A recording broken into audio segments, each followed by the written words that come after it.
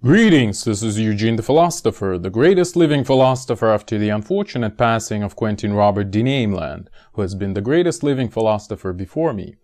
In this video is going to be like a sort of a continuation of the bigger picture video, but in that video we talked about the society, whereas here we'll focus more on science and like scientific objects and things like that. But it's closely related, but not quite, and you'll see why. So, in particular, we'll talk about we'll discuss some of the points I have towards skepticism about, the theories of everything, as if we haven't had enough already of that on my channel, and skepticism towards the objective truth. Same point applies here, etc., etc. So, to start off. How does a theory develop? Does it? I don't know. How does it develop, I guess? So we have, well, in a nutshell, in a very, very simplified, naive scheme, we have a set of observations and we propose a theory, we try to check it, and if it works, then yeah, it's a solid theory. Something like that, right? But then, what are we going to do with it? Well, we may try, and many people do, it's a very, understandable pattern of behavior. We may try to generalize this theory and say, well, how would it behave? Let's try to explain with this set of objects that we've constructed here some other phenomena, right? Transfer it beyond the border, which is the point of this video. So, we try to generalize the results of our theory, essentially. Or in the language of this network formalism, we're trying to tie other networks in culture, again, society or science, etc., to our constructed objects that apply here where we have developed them. So we're trying to transplant them somewhere else and perhaps draw more power from there to us.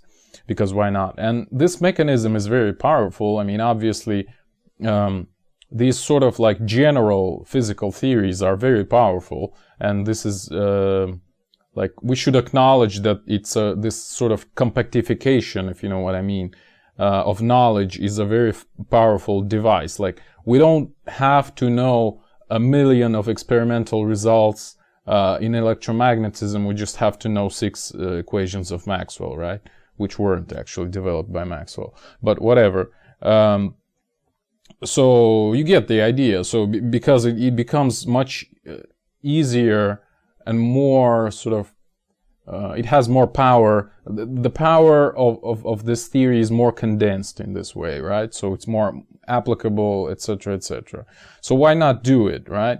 But the point of this video is that you have to be very, very careful with this procedure of transplantation of your object developed here and now to someplace else, some other time, let's say, right? And because in this procedure it is subject to many problems, many problems may arise, right?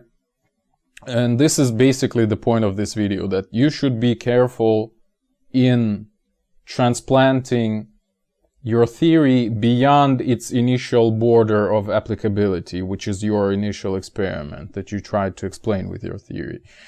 All right, so this transplantation may lead to appearance of various paradoxes, various problems, etc., etc., and there are many, many examples that you may come up with, in particular. Well, for example, black holes, right? So we have general relativity, which describes gravitational fields and matter and energy in a certain way, but you find that in certain configuration of matter, the unstoppable, I guess, sort of a one-way collapse occurs, right? Unstoppable collapse of matter occurs, where at some point you reach what they call a singularity, right? Which is basically another word for infinity. So if you describe the gravitation as a curvature of space-time, you arrive at the point during this collapse when it becomes infinite in some sense, right? The curvature, I mean, becomes infinite, and you arrive at this singularity, which is called the event horizon of the black hole. And again, singularity is really only a fancy word for infinity, because if you just call it like infinity of general relativity, it wouldn't sound so cool, it would sound stupid, as it actually is, right? So, like, basically what I'm trying to say here is that singularity in general relativity is the border of the theory. Like, the theory no longer works here. It's basically telling us, you've encountered an infinity, please, like, restart the program, start again, right?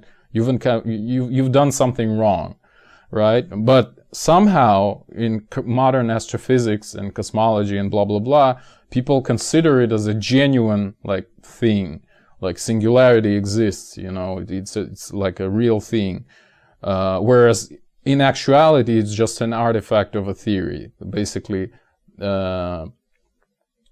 when you go beyond the border of applicability of a theory and encounter these artifacts, these infinities, you might also think about the renormalization procedures in particle physics and quantum field theory, where you also have infinities arising from nowhere, basically, and you have to manually remove them. Just say, well, let's pretend they are not here, right? Of course, some of them are actually, and well, okay, it's a long digression, but there are alternative theories in particle physics. I mean, not mainstream theories, right? Which don't have this problem. In certain cases. In certain cases, the problem is always there. So it might be actually some very fundamental problem of our, let's say, application of mathematics even to particle physics field in the first place. But whatever. So black holes is one example where you go beyond the border of a theory, you encounter infinities. So a sane, normal, healthy person would say, all right, it just means the theory doesn't work here. Let's just stop pretending we know anything about such a process. Maybe such a process doesn't even exist. I mean, this irreversible gravitational collapse. But modern astrophysicists who are probably not very healthy and sane, they say, well, yeah, singularity, yeah, cool, whatever. So another example might be statistics. So I refer to my video Probability and Possibility, where I've already discussed how statistics actually applies only to, again, I'm basically repeating Ludwig von Mises' point, statistics only applies to known sets of objects, right? Whereas, or events or whatever. Whereas if we have an unknown set, you cannot apply statistics to it. Therefore, statistics cannot be used for any sort of forecasting, right? So, because the future is ultimately unknown. So we have no knowledge of the set of events that can occur, because if something never occurred, it doesn't mean that it cannot occur, right? That's one problem with statistics, going beyond its borders. And another problem is, again, if you try to like overgeneralize statistics, you see that the problem is, again, as I've stated in that video of mine, that the probability of the current moment in time is zero, like almost zero, like very, very little. Like the probability that all the particles are arranged exactly like they are right now is almost zero, because there are so many of them and the volume of the universe is so big. So again, it's an artifact of a theory. Basically the theory doesn't work here, basically, all right? But somehow, again, people try to use statistics everywhere and pretend that it should work there. Whereas the point of this video is, again, do not use theories where they don't work, basically, right? And like a subtitle should be, no theory works everywhere. So every theory has its own scope of applicability, its own focus, if you know what I mean. Which is where we started. Like, you develop a theory by observing certain whatever I guess. And if you try to generalize it too much, you might arrive at all these problems. Another example would be with point-like particles. Like, it's a simplification that is used in mechanics, in many other problems in physics. But like, if I ask you what is the density of a point-like particle, like, it has a mass, but it doesn't have any size. It's a mathematical point. Well, obviously the answer is it's infinity, right? Because, well, you divide finite mass over zero volume, you get infinity. But again, people say that no, we'll actually introduce Dirac's delta function, which is a generalized function, which is basically like zero everywhere except in one point where it's infinite. And then again, zero everywhere else. So yeah. And by the way, like, there were some points from some Soviet physicists in like 60s maybe or 70s who said that it may actually, like, Dirac's delta function is used widely in particle physics, so it may be one of the reasons why we arrive at the some of those renormalization issues. But again, some of those infinities appear in some places, let's say, but whatever. Again, like, think about the Coulomb's model of electric field of a particle, of electron, let's say. Let's say electron is a point-like particle. It has some charge, therefore, I mean, the electric potential falls off as 1/r, right? So, which means that if you get infinitely close to an electron, you'll get infinitely high energy of this electric field. So again, like, does it make any sense? Probably not. So the Coulomb's theory doesn't work here, right? At such small distances. Like, you could easily, like, use one electron to gain infinite energy, and this doesn't sound really reasonable, not by any stretch.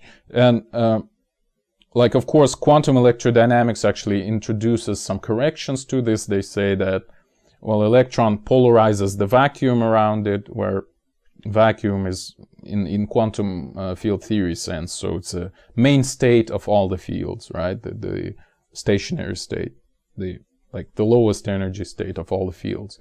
So roughly speaking, electron produces like electron-positron pairs from the vacuum, virtual pairs, which then like disappear and then reappear and then disappear again, etc. So, but these pairs are sort of turned towards the electron with the positive charges, right? So electron kind of screens its own charge from other particles, and in some processes, this process seems to actually manifest itself in particle physics. But okay, whatever. I guess I've made my point, right? Or another example, like, if you throw a ball, like you know, this sort of, I don't know, middle school, high school type of problem, a ball thrown under some angle to the horizon, right? Well, we know that if you neglect the air resistance from the air, its trajectory is parabola, right?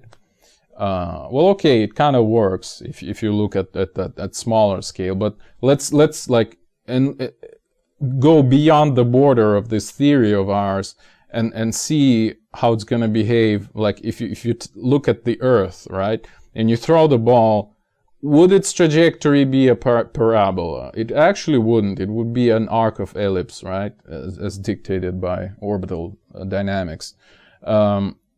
It will only be a parabola if it's thrown at exactly the escape velocity from Earth, or any other body for that matter. So if the velocity is higher than escape velocity, it would be a hyperbola, right? But anything smaller than that, it would be an arc of an ellipse or a whole ellipse for a stable orbit.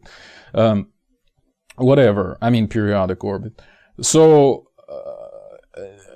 what I'm saying is, this theory of ours that the Earth is flat, the gravity is acting downwards, only applies to small scales where Earth really may be considered flat, right? And the gravity is everywhere parallel to itself. Then, indeed, you would have a parabola. But if the Earth is a sphere, or geoid or whatever, then the gravity changes its direction, and you have an ellipse instead of parabola. All right, so your theory doesn't work, basically. That's what I'm saying.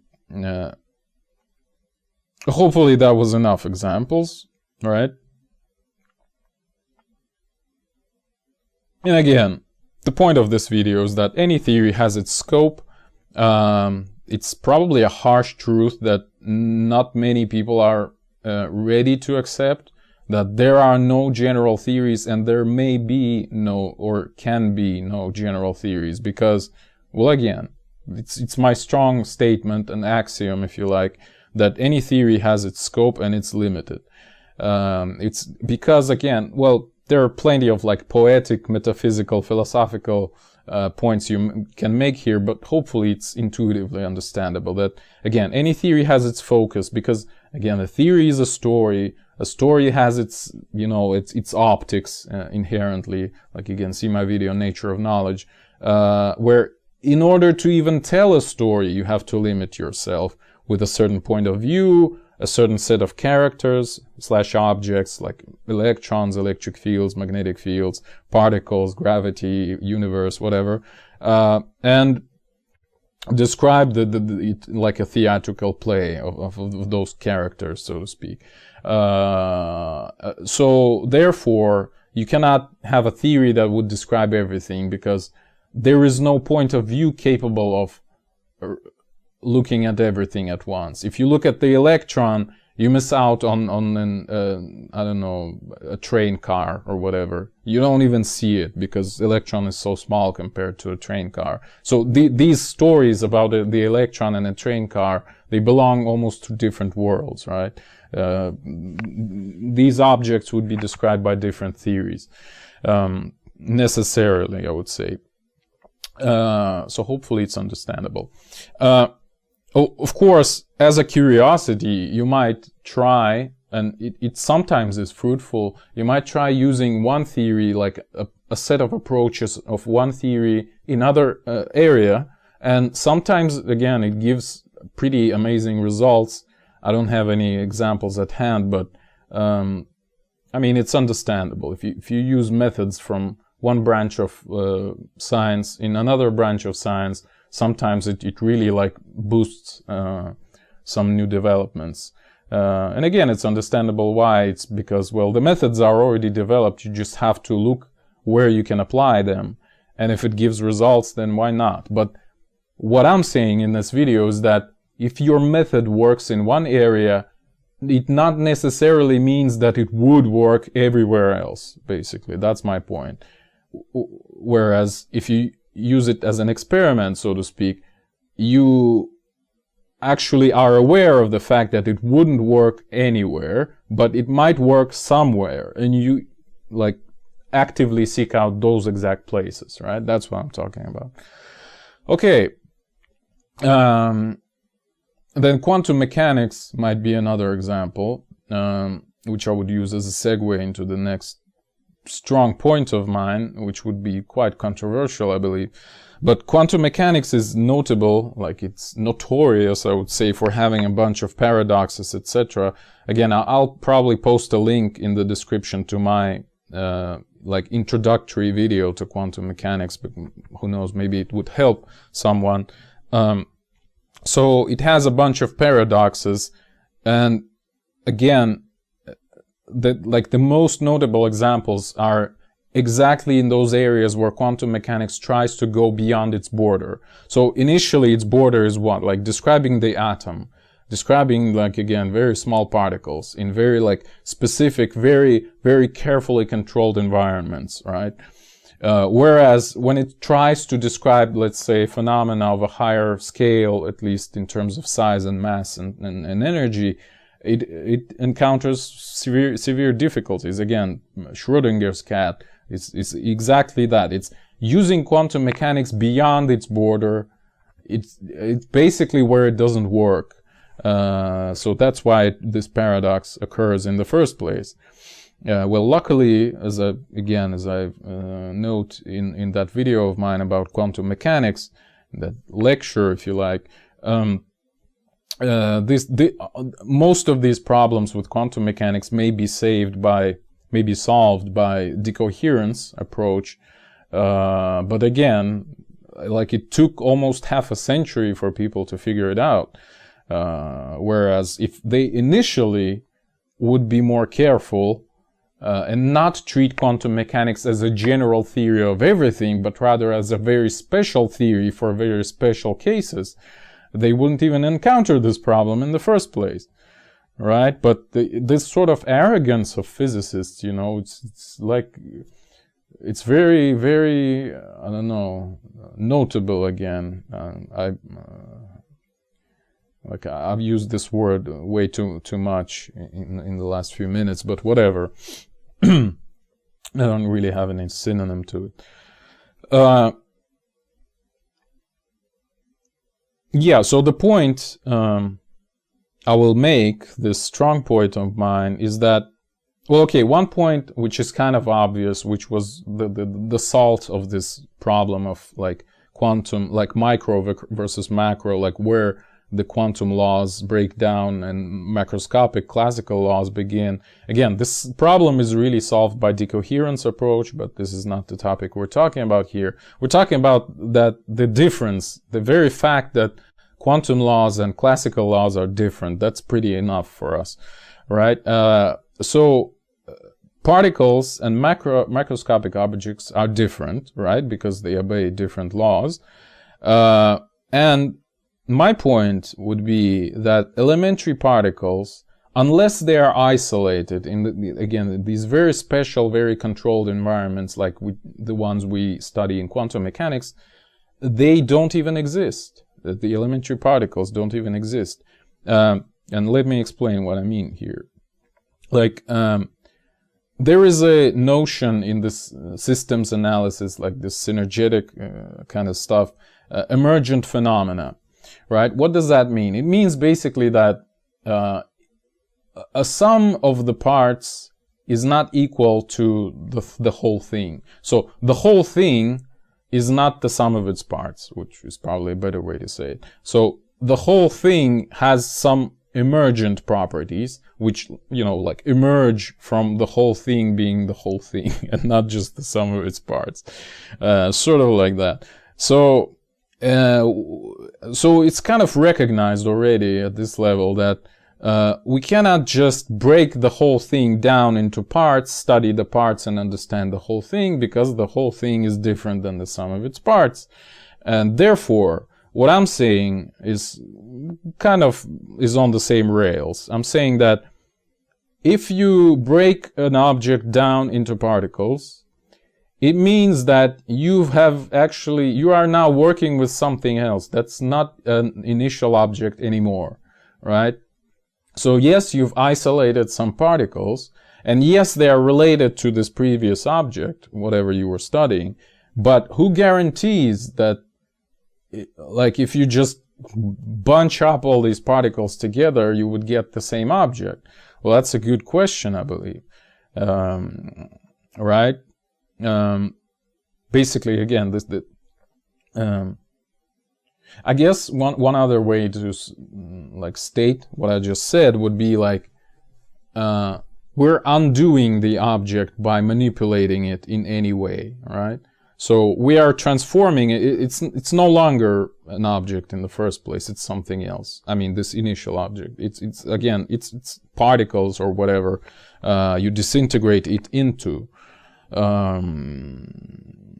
So is the reverse claim justified? Can we say that if we can break an object down into particles, therefore an object was formed by particles collecting together? That's a very strong state. But whatever, I feel like I'm getting too deep probably into very, very dangerous areas. So let's just conclude this discussion right here. Or rather, another point that I could have possibly made here is that even in terms of thermodynamics, in principles of thermodynamics, like the entropy would be different, in terms of like sum of the parts and a whole thing. So in terms of reversibility, if the second law of thermodynamics applies, well, it doesn't seem to be the case that this process is reversible. You know what I mean? Because the order, the entropy would change. Which is, by the way, another great point which I haven't thought before when I was like planning the video. Like, second law of thermodynamics, in general, laws of thermodynamics, they are like kind of going beyond the border as they are initially. Like, how were they developed? Well, by observing the thermal machines, right? Like steam engines and stuff. And, well, yes, they are perfectly applicable to steam engines and thermal machines of other sort, perhaps. But are they that general as the physics thinks they are? And I would say probably not. Yeah, that's another great point that I kind of missed myself. Well, luckily, I thought about it right now. Okay, so kind of going closer to the conclusions. I guess my main point here would be that you may transgress the border of your theory, but this operation should be treated always as an experiment, as a, you know, a bold throw into the unknown, so to speak, and not as an absolutization. You cannot just say that my theory works for apples, therefore it's going to work for oranges. It's not at all guaranteed, and like in the most general case, it's not the case. Stupid tautology, but whatever. Okay, that's one point. So you should be careful and treat it as a like potentially fruitful experiment, but not guaranteed to succeed, not necessarily, right? That's one point. Another point is that paradoxes that you might encounter when you're doing this operation are usually quite useful if you treat them correctly, which means if you treat them as markers of the boundary of your theory. Like you say, well, okay, we have this principle. We try to apply it to another problem, and it seems to break down, or it leads to a paradox. What does that mean? It means our initial theory, and perhaps the principle itself, is not really applicable to this situation. So somewhere between our situation and this situation, there lies a border of our theory. And in such a way, you might like look for directions of development of the theory, or perhaps some new theory, by observing your failure here, would be able to somehow bypass it through other principles, other initial axioms, or things like that, right? Again, kind of like special relativity surpassed Galilean relativity, right? Would be a good example. Where Galilean relativity could not explain observations of the light speed, constant character of light speed in different reference frames, and therefore you had to start with other axioms, right? It's not necessarily, again, the point is that not necessarily principles of special relativity are general enough to claim that the whole universe obeys them, etc., and they can be applied anywhere, blah, blah, blah. And this is exactly the point of this video, that the fact that the speed of light, let's say, doesn't change, doesn't mean that blah, blah, blah, whatever. You make your own conclusions from here. So paradoxes are useful. That's the second point. One point is that you should be careful and treat it as a possibility, not as a necessity, like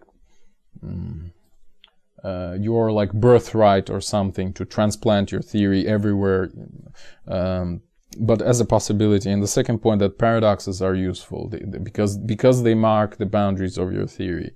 And if you encounter a paradox, it doesn't mean that the universe is wrong. It means that your principles about the universe are wrong, most likely. Or, by the way, another thing I didn't talk about at all in this video, where I should have had probably, is that paradoxes, like, why do we say that the paradox is there in the first place? Because logic breaks down, right? Well, it's not guaranteed that logic applies everywhere by the same token, right? So there may be tangible borders to logic as well, and maybe we need other logic in many cases. All right. Okay. There is a problem, a big problem with all of that I've said, and it's the problem of self-correction of science. Like all that I've said is probably roughly easily understood, but can we apply it in practice? Can we make it so that the scientists would be as careful as they probably should be in making all those generalizations? Well, probably not. And the problem is that when a scientist applies this procedure of generalization, goes beyond the border of initial range of applicability of a theory, and encounters a paradox or a problem or an observation that contradicts the initial expectations, then always, like 100% of the time, this new observation is treated in favor of the theory that he used initially, not against it, but in favor. And it's what is called this, again, Hungarian, well, really British thinker Imre Lakatos called protective belt of hypotheses. So a theory that encounters a problem of this sort, like let's say its predictions doesn't match the observations in some new experiment, it adds a protective hypothesis to itself. So there was a theory and it adds this new small hypothesis like, I don't know, we have 2 apples all the time, then you see outside it rains and suddenly you see there's 3 apples. So the protective hypothesis would be, except when it rains, then we can have 3 apples. Okay, so and over time, that's how more or less he described it. Like a theory encounters more and more problems of this sort, and so eventually it grows this protective belt of these sub-hypotheses, right, which are needed to save the initial hypothesis or theory from breaking down completely, because roughly factually speaking, any such observation, as even a single one, should actually break it down. But we cherish it so much because it helped us so lot in the past, and we wish to use it again and again, that we are ready to trade this introduction of this new hypothesis, so overcomplication of things, for staying with this initial theory, kind of like relationships, you know, like, okay, I can deal with that, like I have enough patience for that to save the relationships, you know, and whatever. So and I guess Andrew Pickering was the other guy who, well, he still is, who is also talking about the same thing in particle physics in particular. Again, this book, Constructing Quarks, where he says that, again, any new observation would be treated as an addition to an old theory rather than something that kills it, you know. So it's always like a discovery of a new property, you know, rather than demolition of a theory. So again, returning to... Like I was thinking, like again when I was preparing this point, that about this sudden infant death syndrome, you know, like, believe it or not, it's actually the most frequent, like the most prevalent reason of infant deaths in Western countries, at least.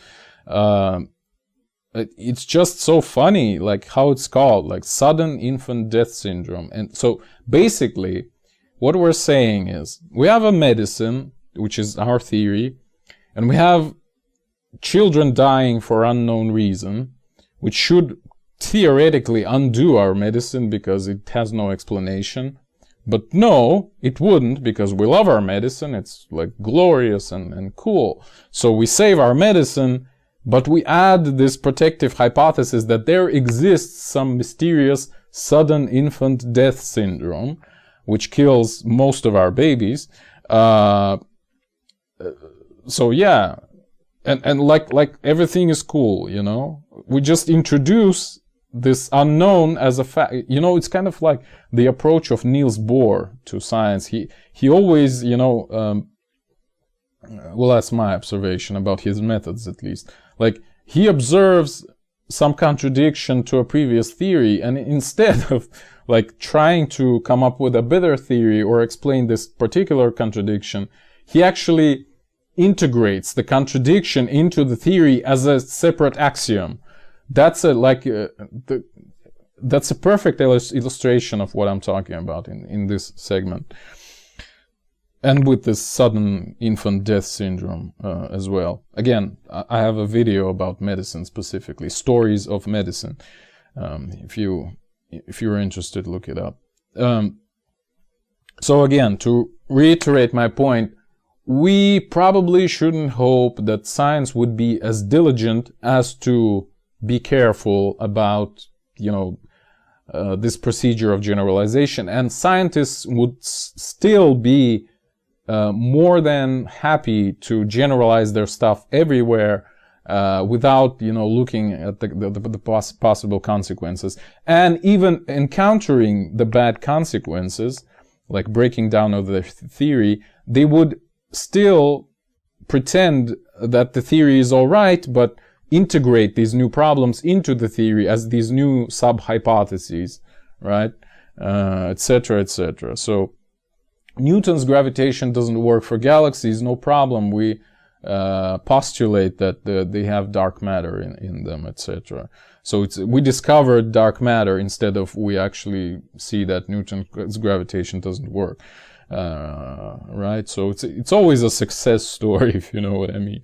Okay, so let's conclude this rant. So in this video I talked about the fact that theories are scientific theories, and well, any kind of theories. They are inherently limited in their scope, and again, for which there are many reasons.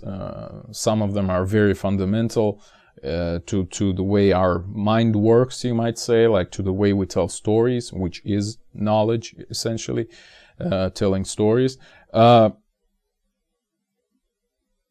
And if you try to go beyond the scope, which I call beyond the border in this case, so the border, there is a border inside of which the theory is easily applicable and perfectly fine, works perfectly fine.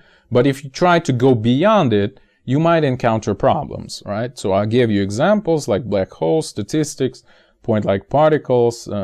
Then I remembered about thermodynamics, and my point. General point in this video was that you have to be careful when doing this operation, and you have to be careful in believing scientists, because again, they would be very happy to like make their theory seem much more powerful than it really is. So they would always claim that they have some general knowledge about everything, right? Whereas this is not the case at all. That's probably the main point. And unfortunately, we, again, would never... So basically what I'm saying is we have to be careful and have a mind of our own, right? Because scientists would always try to sell us this rotten fish, so to speak, of their theory. And we should be careful about, like, if we see something strange and fishy, which is good in this case, good analogy, so to speak, we should be careful and see, try to check whether this result was actually obtained legitimately inside of the area of applicability of this theory that they were using, right? Or they did go beyond the border and encountered something unknown and try to pretend that it's actually the part of the theory initially, right?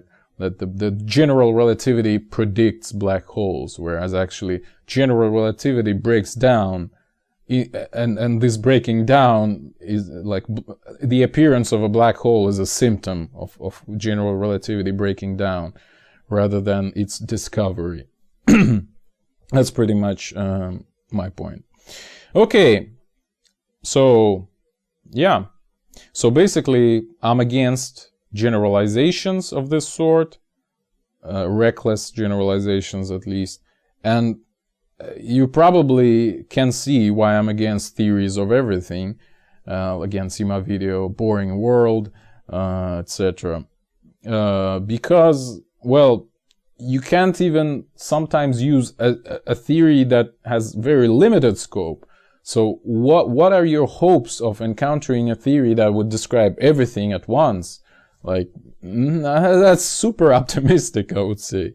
Well, that's one point. Another point I made in that video, previous one, Boring World, is that theories of everything are actually useless because they describe everything, therefore they don't describe anything, right? Because things are different and require a different approach and different theories, therefore. Therefore, you should be careful when your theory goes beyond its borders. Thank you for watching. The eons are closing.